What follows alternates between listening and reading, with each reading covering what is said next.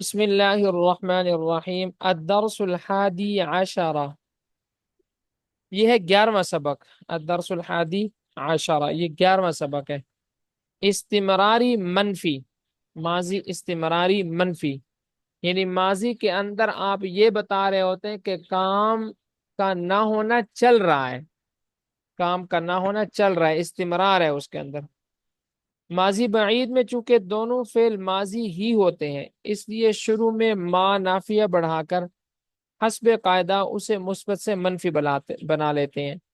جیسے کن تو ذہب تو سے ما کن تو ذہب تو، میں نہیں گیا تھا، یہ ماضی بعید ہے، یعنی آپ نے کافی زیادہ گزرے ہوئے زمانے کے بارے میں بتایا کہ یہ کام میں نے نہیں کیا تھا۔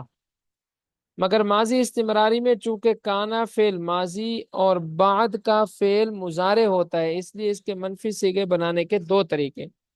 ماضی استمراری میں ہم نے پڑھا ہے نا کہ ماضی استمراری کے اندر آپ فعل ناقص کو ماضی لگاتے ہیں، لیکن فعل ناقص کے بعد جو دوسرا فعل آپ لگا رہے ہوتے ہیں فعل کامل، وہ مضارع لگاتے ہیں، وہ ماضی آپ نہیں لگاتے۔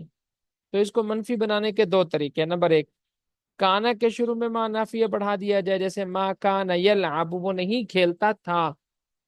دوسرا طریقہ یہ ہے کہ کانا کے بعد دوسرے فعل کے شروع میں لا نفی لگا دیا جائے، جیسے کانا لا یلعب، وہ نہیں کھیلتا تھا۔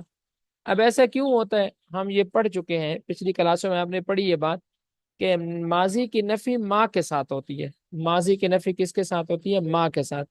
تو اگر آپ نے فعل ناقص کے شروع میں حرف نفی لگانا ہے تو ما لگائیں گے، جبکہ فعل مضارع کی نفی لا کے ساتھ ہوتی ہے، تو آپ فعل مضارع کے شروع میں حرف نفی لگانا چاہتے ہیں تو پھر کون سا لگائیں گے؟ لا لگائیں گے۔ اب اس کی کافی ساری مثالیں تمرین نمبر 63 کے اندر دے رہے ہیں، کافی ساری مثالیں ہیں۔ ما کان یذهب، محمود نہیں جاتا تھا۔ ما کان یذهب محمود، محمود نہیں جاتا تھا۔ اب یہ کانا کے شروع میں لگائے حرف نفی تو ما لگایا ہے۔ ما کان یذهب، نہیں جاتا تھا محمود، محمود الی المدرسۃ، مدرسے کی طرف۔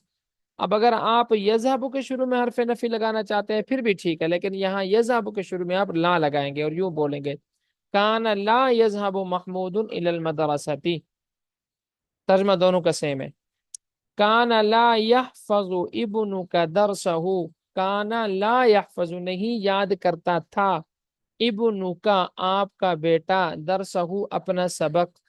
کانا لا یحفظ نہیں یاد کرتا تھا، ابنک آپ کا بیٹا، درسہ اپنا سبق۔ ما کنتم تلعبون فی المبارات، تم سب نہیں کھیلتے تھے۔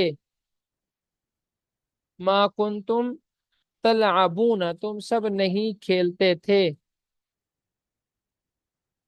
فی المبارات، گراؤنڈ میں، تم سب نہیں کھیلتے تھے گراؤنڈ میں۔ میچ میں نا؟ ویسے گراؤنڈ کو بھی مبارات ہی کہتے ہیں، وہ کوئی بھی میچ ہو سکتا ملعب، ہے۔ گراؤنڈ کو ملعب نہیں کہتے؟ مبارات بھی کہتے ہیں، ظرف ہے نا۔ اچھا۔ جی۔ ما کنتم تلعبون، تم سب نہیں کھیلتے تھے، فی المبارات، گراؤنڈ میں۔ کنتم لا تحسنون السباحت، یہ سباحت کا لفظ پیچھے ہم پڑھ چکے ہیں۔ سباحت کس کو کہتے ہیں؟ تیراکی کو، پیچھے لفظ گزرا ہے، یہ نیا لفظ نہیں ہے، پیچھے گزرا ہے، لیکن ویسے لگنے میں یہ نیا ہے کیونکہ اس کا استعمال کم ہے۔ السباحہ لکھ لیں، سباحہ کہتے ہیں تیراکی کو۔ ما کنتم لا تحسنون، تم نہیں جانتے تھے اچھی، السباحت تیراکی، من قبل اس سے پہلے، اس سے پہلے تم اچھی تیراکی نہیں جانتے تھے یا اچھی تیراکی نہیں کرتے تھے، یہ بھی کر سکتے ہیں۔ کنتم لا تحسنون، تم نہیں کرتے تھے اچھی، السباحت تیراکی، من قبل اس سے پہلے۔ تحسنون کا ترجمہ ہوتا ہے نا کسی کام کو اچھے طریقے سے کرنا، تو لا تحسنون اچھے طریقے سے نہیں کرتے تھے تم، السباحت تیراکی، من قبل اس سے پہلے۔ ما کنت تتلو من قبلہ من کتاب، ما کنت تتلو، تم تلاوت نہیں کرتے تھے، من قبل ہی اس سے پہلے، من کتاب کسی کتاب کی، یا تم نہیں پڑھتے تھے اس سے پہلے کسی کتاب کو۔ کانوا لا یتناہون عن منکر فعلوہ، وہ منع نہیں کرتے تھے، عن منکرین ایسی برائی سے، فعلوہ جس کو وہ خود کرتے تھے، کانو لا یتناہون وہ منع نہیں کرتے تھے ایسی برائی سے، فعلوہ جس کو وہ خود کرتے تھے، ما تو ہم یوں کن نہیں کہیں کہ ایک دوسرے کو منع نہیں کرتے تھے؟ جی لا یتناہون ایک دوسرے کو منع نہیں کرتے تھے۔ جی جی ٹھیک ہے، ایک دوسرے کو منع نہیں کرتے تھے، عن منکرین برائی سے، فعلوہ جس کو وہ خود کرتے تھے، ما کنتی تلعبین مع اترابکی،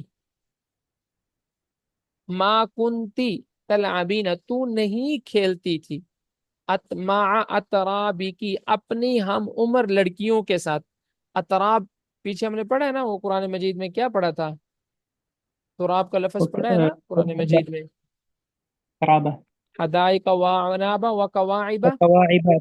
اترابا، اتراب بولتے ہیں ہم عمر کو، تو ما کنتی تلعبینا تو نہیں کھیلتی تھی، ما اترابی کی اپنی ہم عمر لڑکیوں کے ساتھ، کنتی لا تقبلینا تو نہیں قبول کرتی تھی، الہدیتا تحفے کو، من احد کسی سے بھی، تو نہیں قبول کرتی تھی تحفے کو کسی سے بھی۔ آپ دیکھیں جتنا ہو سکے اس تمرین میں محنت کر لیں، آپ کو پتہ چل جائے کہ کہاں پر فعل لگانا ہے، کہاں پر حرف لفی لگانا ہے، کہاں پر فعل ناقص لگانا ہے، اور پھر اس کے بعد مفعول بھی لگانا ہے۔ جب اس تمرین میں انشاءاللہ محنت ہو جائے گی تو اس تمرین کو کرنا پھر زیادہ مشکل نہیں رہے گا، صرف مشکل الفاظ یاد کرنے پڑیں گے۔ آج صرف ہم ایک تمرین کر لیتے ہیں انشاءاللہ۔